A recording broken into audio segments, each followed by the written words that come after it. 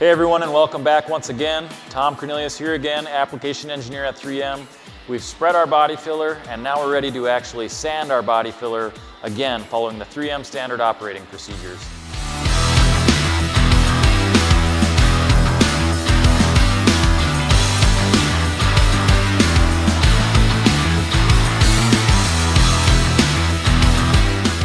It's important to remember to wear your proper PPE. You can see today I'm wearing a pair of protective gloves, I have a respirator as well as safety glasses.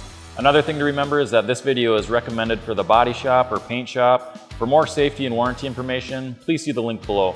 Now that we've spread our body filler to the substrate and allowed it to cure, we're ready to start sanding. One very important tip throughout the sanding process is going to be to use dry guide coat. This is a very crucial step. We're going to apply dry guide coat multiple times throughout all the sanding steps of both the body filler and glaze operations.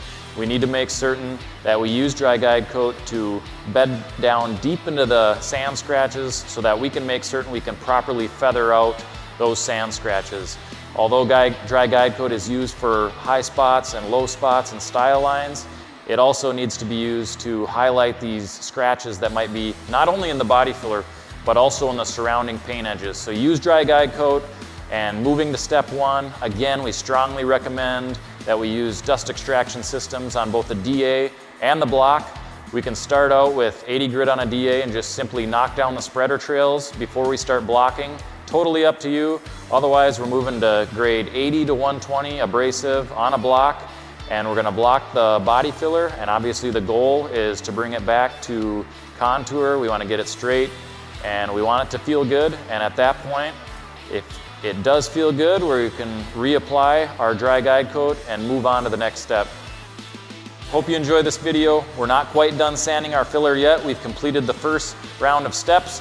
Please stay tuned for our next video so you can see us finish sanding the body filler and moving on into our glaze step.